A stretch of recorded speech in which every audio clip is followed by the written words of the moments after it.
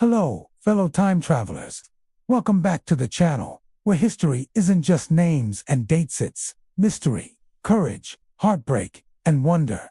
Today, we're stepping into the misty shores of the late 16th century, to a place that vanished as quietly as it appeared. A colony lost to time, whispered about in hushed tones for over 4 centuries. This is the story of the Roanoke colony, America's first English settlement, and its greatest unsolved mystery. So grab your favorite drink, settle in, and let's journey together to the windswept coast of what is now North Carolina. The year is 1585, in the age of exploration, when maps still held vast blank spaces labeled "Here be dragons." European powers raced to claim new lands across the Atlantic. Spain had already planted its flag deep in the Americas, from Florida to Peru. England, under the ambitious Queen Elizabeth I, was eager not to be left behind. But unlike Spain, which sought gold and conquest, England dreamed of something different, a permanent foothold in the New World, a place to grow, to trade, and perhaps even to escape religious turmoil at home. Enter Sir Walter Raleigh, a dashing courtier, explorer, and favorite of the Queen. Raleigh received a royal charter in 1584 to explore and colonize lands in North America. He never set foot on the continent himself, but he poured his fortune and vision into the venture. His first expedition, led by Philip Amadas and Arthur Barlow, returned with glowing reports of a lush land inhabited by friendly native peoples, abundant wildlife, and fertile soil. They named it Virginia, in honor of the Virgin Queen, Elizabeth. Encouraged, Raleigh launched a second, larger expedition in 1585. About 100 men, mostly soldiers, craftsmen, and adventurers, sailed across the Atlantic under the command of Sir Richard Grenville. After a long and stormy voyage, they landed on Roanoke Island, nestled between the Outer Banks barrier islands and the mainland. It seemed ideal, protected from the open sea, yet accessible by ship. But paradise quickly revealed its thorns. The colonists struggled from the start. Their supplies were limited, and their relationship with the local Secatan, people initially cordial, soon soured.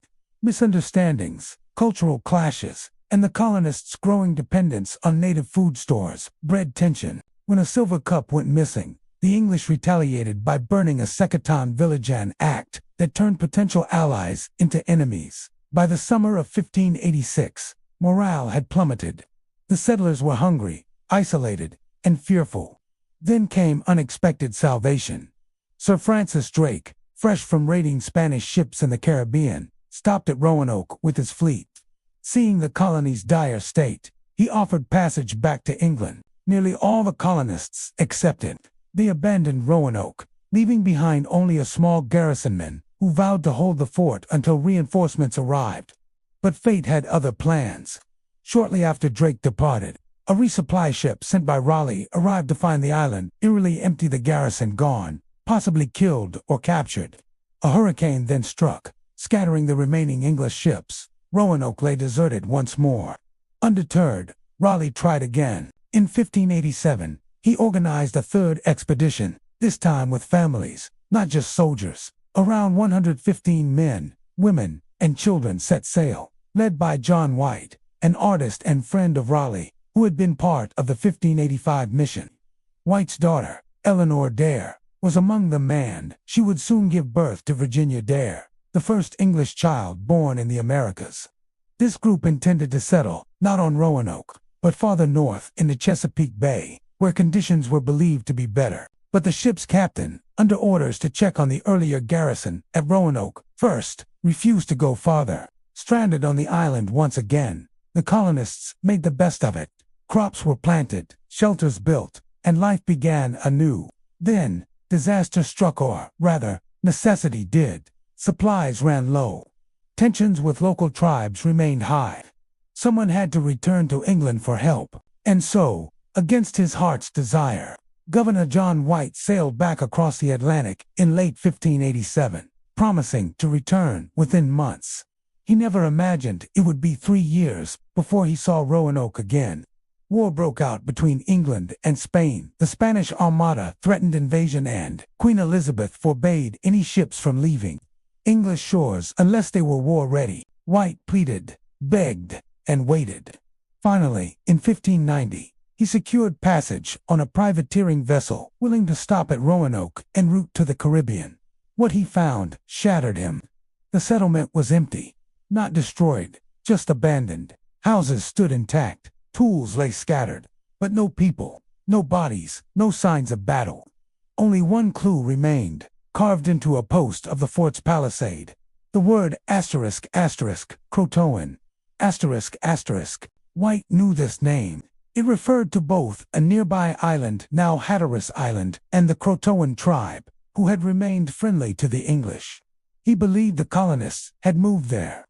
But rough seas and the crew's impatience prevented him from sailing south to investigate. Heartbroken, he returned to England, never to see his family or the colony again. And so, the fate of the lost colony became legend. Over the centuries, countless theories have emerged. Did they integrate with the Croatoan or other Algonquian-speaking tribes? Archaeological evidence from Hatteras Island, including European artifacts found in native sites, suggests some may have, others speculate they were killed by hostile tribes or perished trying to reach the mainland. More dramatic tales speak of Spanish attacks or even supernatural disappearances. But the truth remains elusive. What makes Roanoke so haunting isn't just the disappearance, it's the silence that followed. No letters, no survivors' accounts. Just a single word, carved into wood, echoing through time like a ghostly whisper. Yet Roanoke's legacy endures. Though it failed as a colony, it paved the way for Jamestown in 1607, the first permanent English settlement in America. The lessons learned from Roanoke's hardships shaped future colonial efforts. The need for better planning, stronger alliances with indigenous peoples, and sustainable supply lines. Today, Roanoke Island is a quiet place of marshes, maritime forests, and gentle breezes off the Atlantic. Visitors walk the same sandy paths where Eleanor Dare once cradled her newborn, where John White sketched the flora and faces of a new world, where 115 souls vanished without a trace. Historians continue to dig literally and figuratively for answers. Ground-penetrating radar, DNA analysis, and oral histories from native communities keep the mystery alive. In 2012, a patch on one of White's own maps revealed a hidden symbol beneath a corrected drawing, possibly indicating a planned inland refuge called Site X, where some colonists might have relocated. Perhaps one day, we'll know what truly happened. Until then, Roanoke stands as a poignant reminder that history is not always written in stone, but sometimes in wind and waves, in unanswered questions and names lost to time. Thanks so much for joining me on this journey into one of America's oldest mysteries. If you enjoyed this story, don't forget to like, subscribe, and hit that bell so you never miss another tale from the past. History isn't just about what happened, it's about the people who lived it, loved it, and sometimes disappeared because of it. Until next time, keep wondering, keep exploring, and remember, every place has a story. You just have to listen closely enough to hear it. See you soon.